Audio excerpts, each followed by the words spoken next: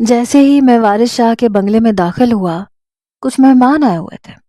ان کے ہاتھوں میں مٹھائی اور پھلوں کی ٹوکریاں تھیں۔ میں بہت حیران تھا۔ میں نے چوکیدار اور ڈرائیور سے پوچھا کہ یہ کون سے مہمان آئے ہیں؟ وہ کہنے لگے چھوٹی بی بی کا رشتہ طے ہو گیا، یہ ان کے سسرال والے ہیں۔ یہ سن کر میرا دماغ کھول کے رہ گیا۔ اپنی منزل کے اتنا قریب آ کر میں اتنی بڑی شکست نہیں کھا سکتا تھا۔ بہرحال رائما کا رشتہ طے ہو چکا تھا، لیکن اس نے میرے بارے میں ابھی تک اپنے گھر والوں سے کچھ کہا بھی نہیں تھا۔ یونیورسٹی وہ چھوڑ چکی تھی۔ میں اس وقت اتنا بے چین تھا کہ بیان سے باہر تھا۔ کچھ ہی دیر میں مجھے وارث شاہ نے گھر کے اندر بلایا۔ جیسے ہی میں اندر گیا تو رائما بھی وہیں بیٹھی تھی، بہت غصے سے مجھے دیکھ رہی تھی۔ اندر ہی اندر میرا دل زور زور سے دھڑک رہا تھا۔ وہ کہنے لگے کہ رائما یونیورسٹی چھوڑ چکی ہے، ویسے بھی اب اس کا رشتہ طے ہو گیا ہے۔ جیسے ہی اس کی منگنی کی شاپنگ پوری ہو جائے گی، تم چاہو تو جا سکتے ہو، کیونکہ 15 دن بعد اس کی منگنی ہے اور 2 مہینے بعد شادی۔ میں نے کہا بہت بہت مبارک ہو آپ کو چھوٹی بی بی۔ میں اسی کو دیکھ رہا تھا، لیکن وہ نظریں بدل گئی۔ میں نے کہا چھوٹی بی بی نے کہیں شاپنگ پہ جانا ہے تو میں لے جاتا ہوں۔ میں اس وقت اس کے ساتھ اکیلے میں بات کرنا چاہتا تھا۔ میں ایک ایسا موقع چاہتا تھا کہ وہ مجھے تنہائی میں میسر ہو جائے، لیکن وہ کہنے لگی کہ نہیں، مجھے شاپنگ پہ نہیں جانا بابا، جو بھی میرے سسرال کی طرف سے کپڑے آئیں گے میں وہی پہن لوں گی۔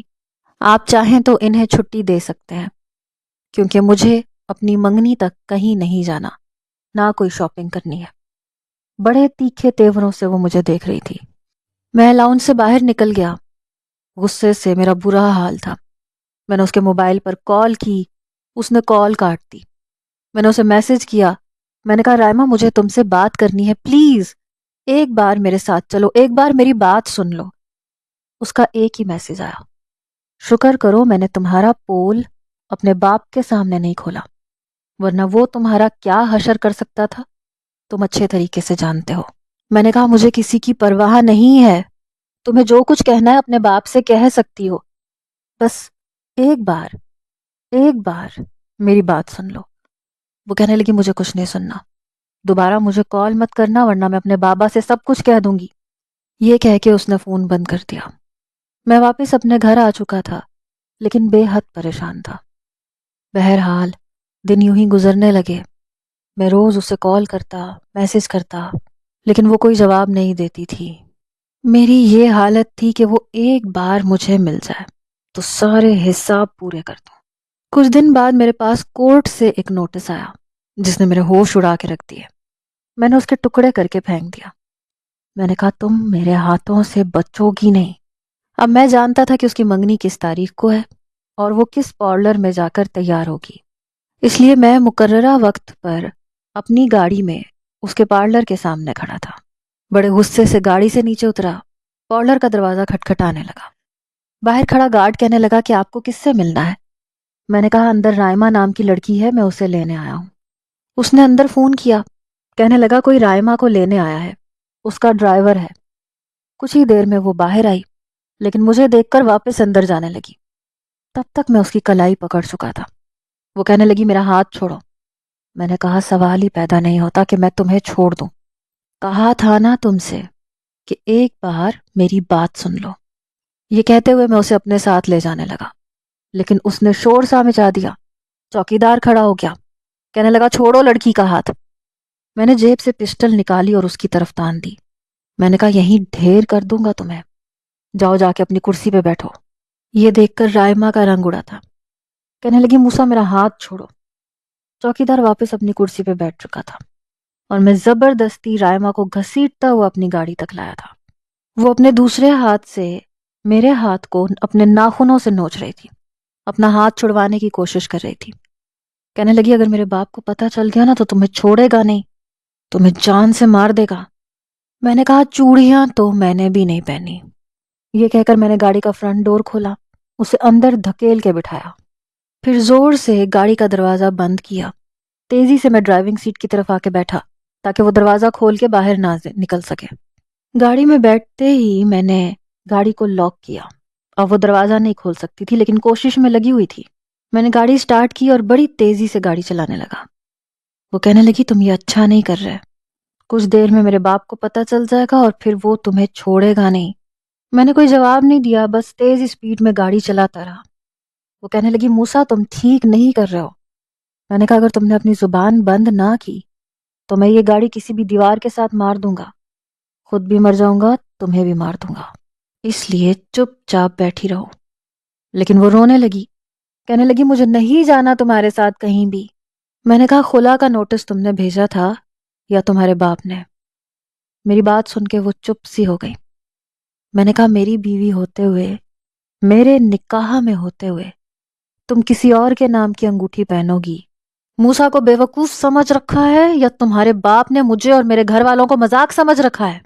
جب چاہیں گے ہماری زندگی کو تماشا بنا کے رکھ دیں گے اور ہم چپ چاپ سہتے رہیں گے، لیکن اب باری تمہارے باپ اور بھائی کی ہے۔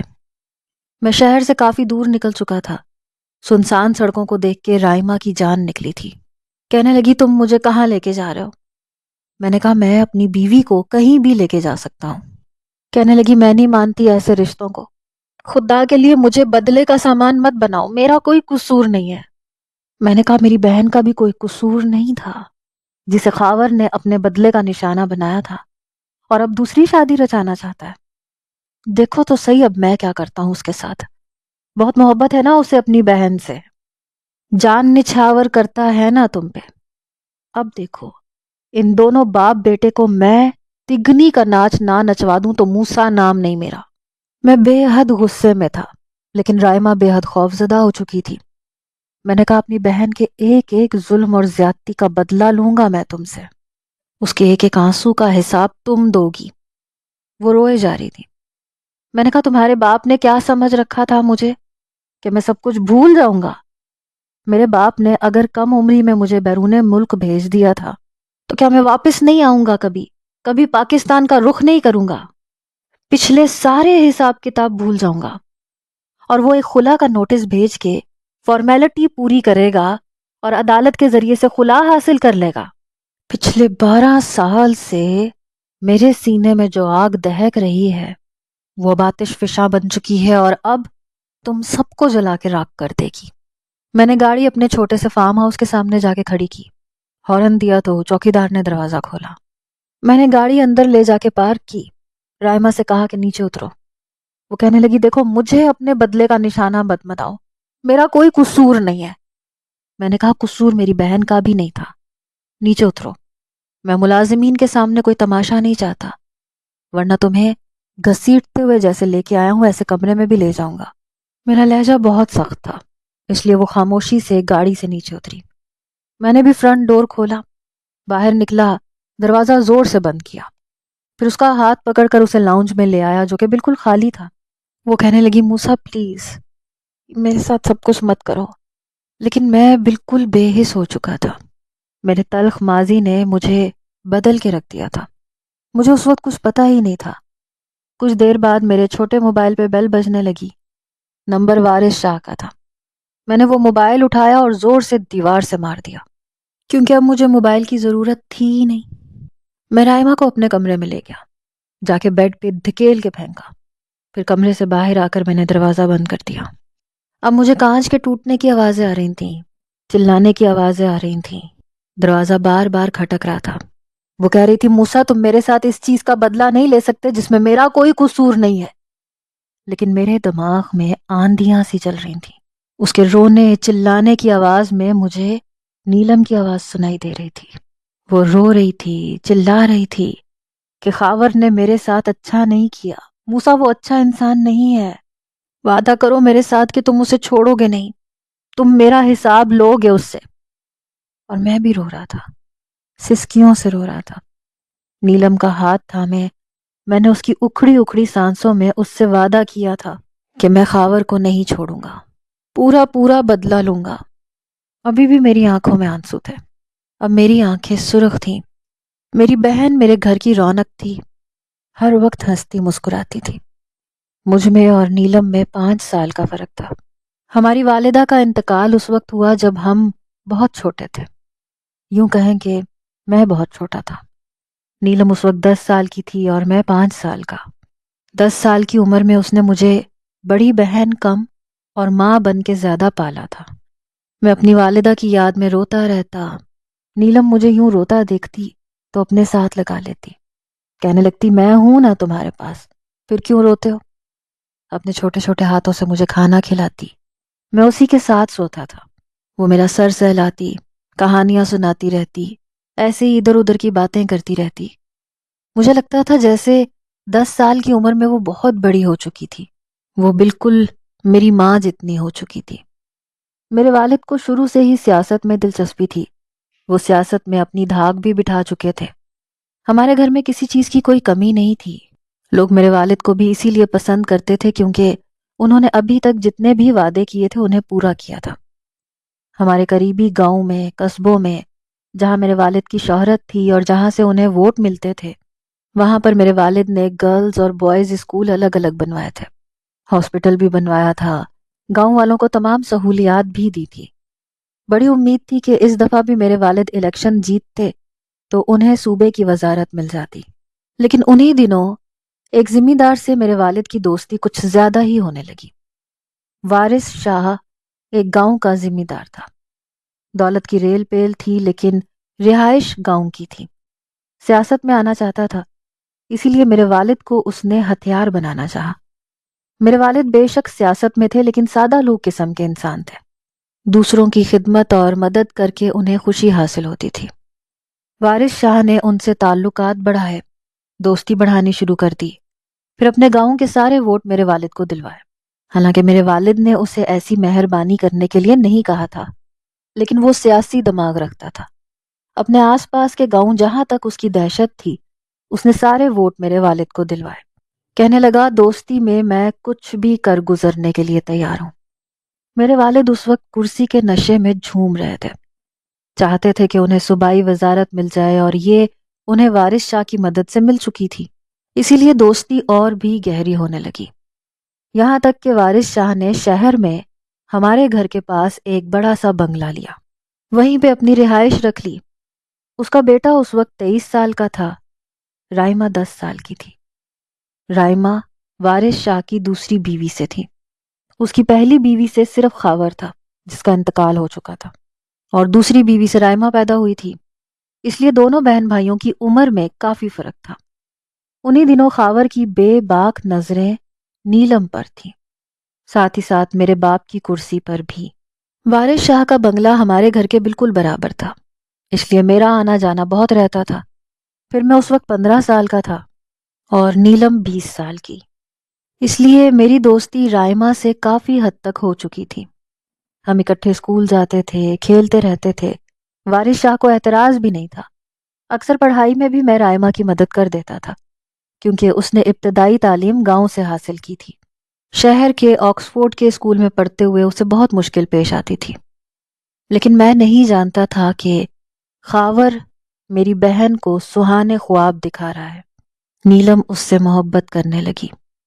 وارث شاہ ہر وقت میرے باپ کے ساتھ سائے کی طرح رہنے لگا، یہاں تک کہ کھانا پینا بھی ایک ساتھ ہونے لگا۔ کافی گہری دوستی جمانا چاہتا تھا، اس لیے کہ سیاست میں اس کی بھی جان پہچان ہونے لگے۔ میرے باپ کی وجہ سے میرے والد سے وارث شاہ نے اپنے دونوں بچوں کے رشتے کی بات کی۔ نیلم تو اس وقت گریجویشن کر کے فارغ ہوئی تھی۔ میرے والد کہنے لگے کہ میں اپنی بیٹی کو سیاست میں لانا چاہتا ہوں، ابھی اس کی شادی نہیں کرنا چاہتا۔ وارث شاہ کہنے لگا تو کوئی بات نہیں، مجھے کون سا اعتراض ہے، لیکن میں چاہتا ہوں کہ ہماری دوستی اب رشتہ داری میں بدل جائے۔ میرے والد کہنے لگے کہ میں اپنی بیٹی سے پوچھے بغیر اتنا بڑا فیصلہ نہیں کر سکتا۔ وارث شاہ کہنے لگا ٹھیک ہے تم پوچھ سکتے ہو، لیکن میں اپنی بیٹی سے پوچھے بغیر آنکھیں بند کر کے تمہیں موسیٰ کے ساتھ اس کا اس عمر میں نکاح پڑھوا سکتا ہوں، کیونکہ میں اس کا ولی ہوں اور میری بیٹی یہ رشتہ نبھائے گی۔ شاید وہ میرے والد پر احسان جتانا چاہتا تھا کہ اس کی بیٹی اس کے سامنے کیے گئے فیصلے پر انکار کرنے کا حق نہیں رکھتی۔ بہرحال خاور پہلی میری بہن کو اپنی محبت کے جال میں پھنسا چکا تھا، کیونکہ سیاسی دماغ رکھتا تھا۔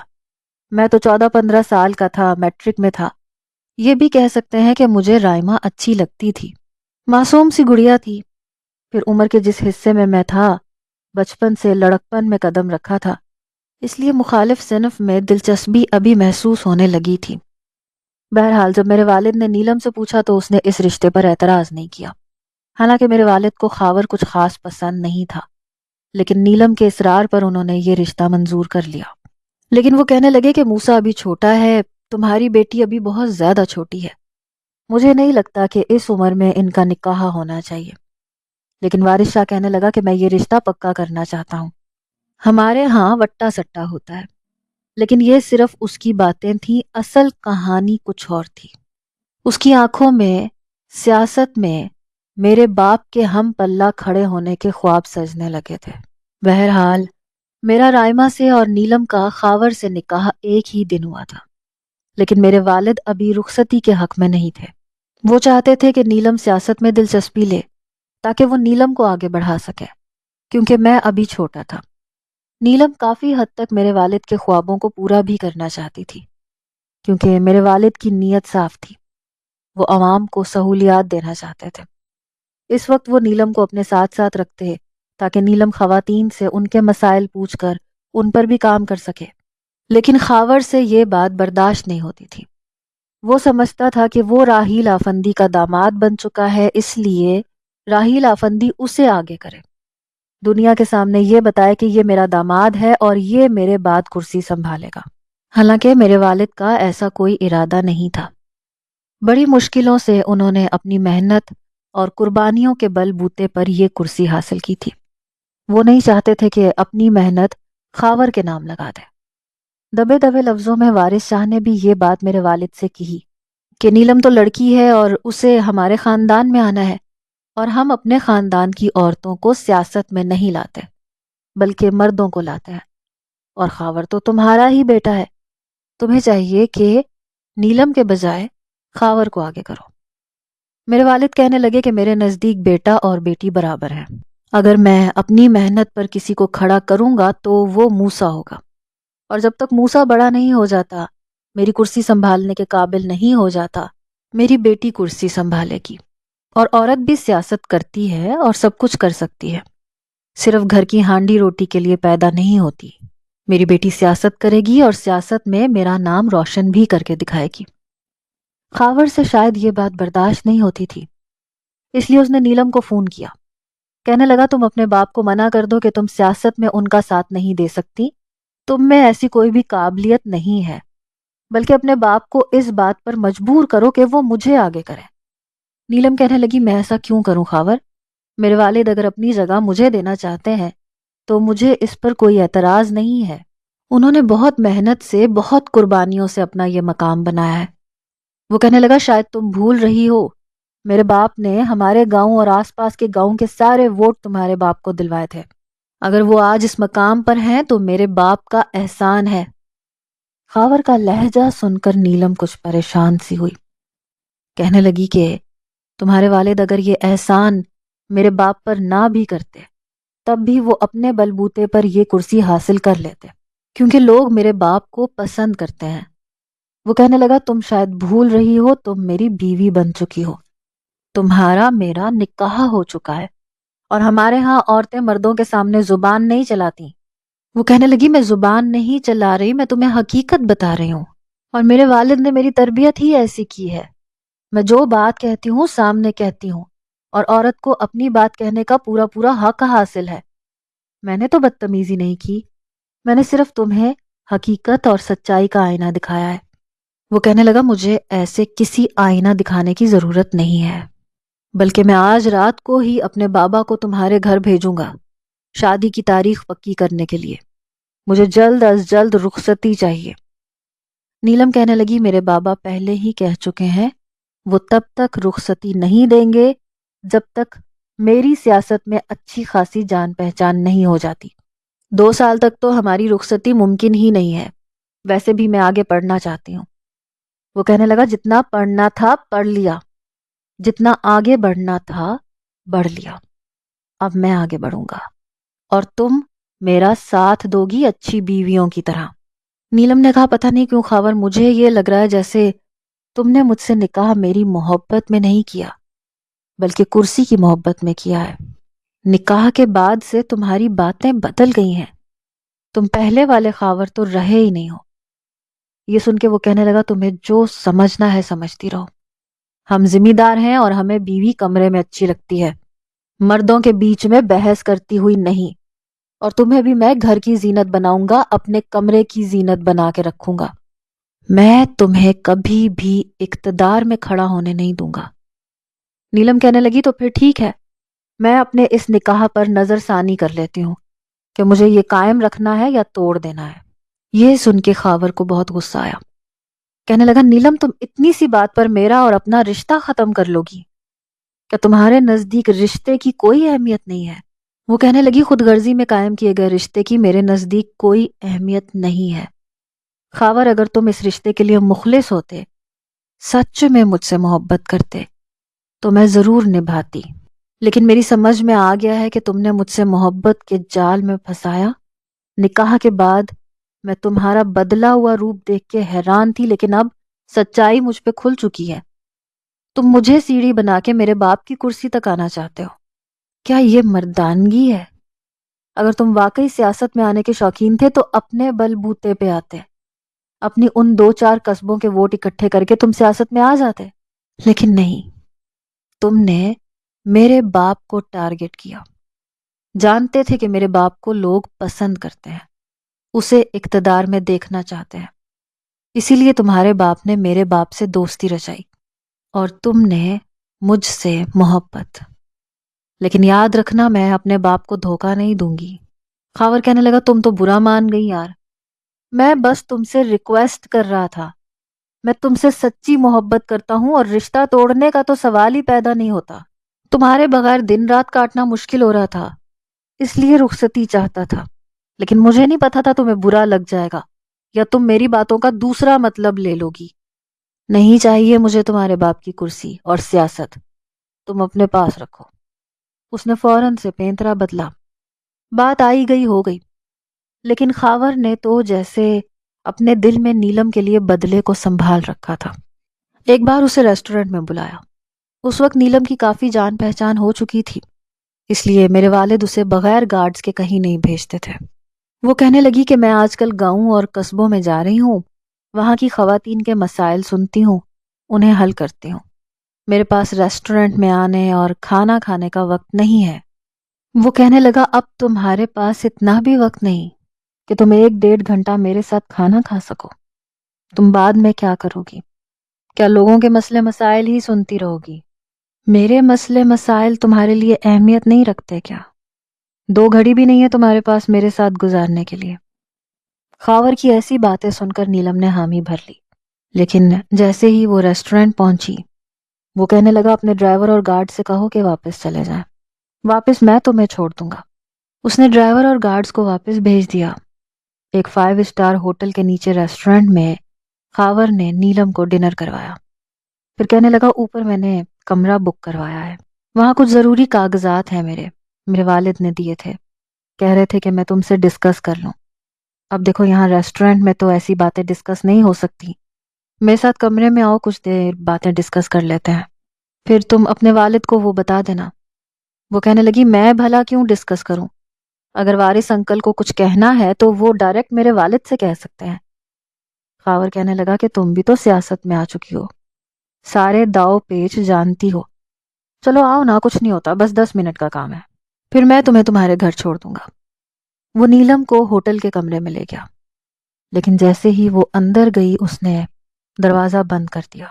نیلم یہ سب دیکھ کے حیران تھی، کہنے لگا بہت زبان چلانی آتی ہے تمہیں، مردوں کے سامنے بحث کرنے کی عادت ہے، آج تمہاری زبان پہ ایسا تالا لگاؤں گا کہ تم زندگی بھر یاد رکھو گی۔ نیلم کہنے لگی یہ کیا بدتمیزی ہے، دروازہ کھولو۔ خاور کہنے لگا یہ دروازہ اب نہیں کھلے گا جب تک میں تمہاری زبان بند کرنے کا انتظام نہ کر لوں۔ کب سے میں تمہارے باپ کی چمچا گیری کر رہا ہوں، اس لیے نہیں کہ وہ یہ سب کچھ تمہارے نام کر دے، تمہارے حوالے کر دے۔ ارے سیاست چلانا مردوں کا کام ہے، تم جیسی کمزور ہستی کا نہیں۔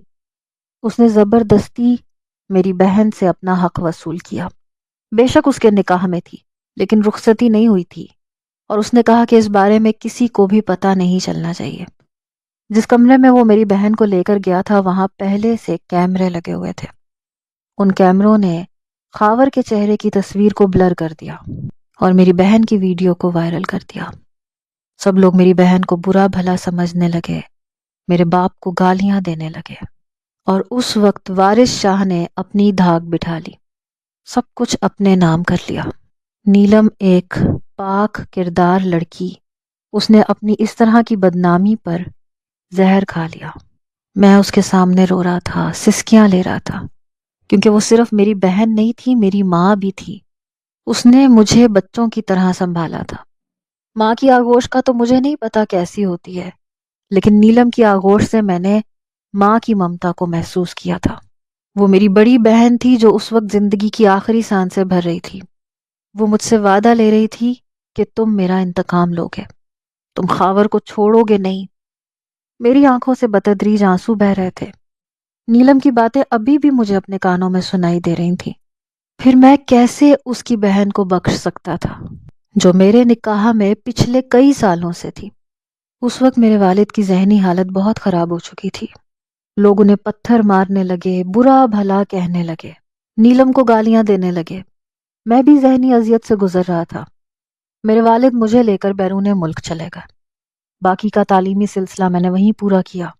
کئی سال بعد میں واپس آیا تھا، لیکن میرے سینے میں نفرت کی آگ اب آتش فشاں بن چکی تھی۔ جو آج رات میں نے رائما کے ساتھ کرنا تھا، خاور اپنے بالوں کو نوچنے پہ مجبور ہو جاتا۔ میں اپنے آنسو صاف کرتے ہوئے بڑے غصے سے کمرے میں داخل ہوا۔ وہ بیڈ پہ بیٹھی سسکیوں سے رو رہی تھی۔ پورے کمرے میں کانچ بکھرے ہوئے تھے۔ میں نے اپنے شوز اس کانچ پہ رکھے اور قدم آگے بڑھانے لگا۔ جیسے ہی میں بیڈ پہ بیٹھا وہ کہنے لگی، میں اپنی جان لے لوں گی اگر تم نے میرے ساتھ کچھ بھی زبردستی کرنے کی کوشش کی۔ میں نے مسکرا کے اسے دیکھا۔ میں نے کہا، تمہاری یہی ادائیں تو میری جان لیتی ہیں سویٹ ہارٹ۔ تمہیں کیا لگتا ہے میں تمہیں بخش دوں گا؟ میں جانتا تھا وہ بہت روئی ہے۔ اس میک اپ میں بھی اس کی روئی روئی آنکھیں میرا سکھ چین چرا رہی تھیں۔ وہ کہنے لگی، مجھے کمزور مت سمجھنا۔ میں نے کہا، میں ایسی گستاخی کر سکتا ہوں کہ میں تمہیں کمزور سمجھوں؟ میں تو تمہیں وہی سمجھتا ہوں جو تم ہو۔ کیا سوچ کے تم کسی اور کی ہونے جا رہی تھی؟ تمہیں میں بے وقوف نظر آتا تھا کہ تم جو چاہو گی میرے ساتھ کر لو گی؟ میں نے بھی کافی سنجیدگی سے بات آگے بڑھائی۔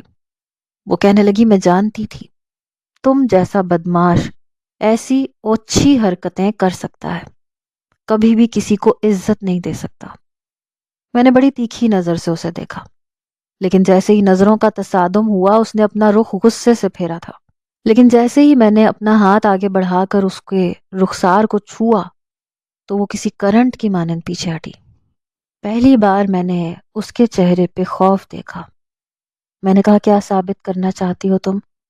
پورے کمرے کا حشر بگاڑ دو گی، چیزوں کو توڑ دو گی تو میں اپنے حق سے دستبردار ہو جاؤں گا۔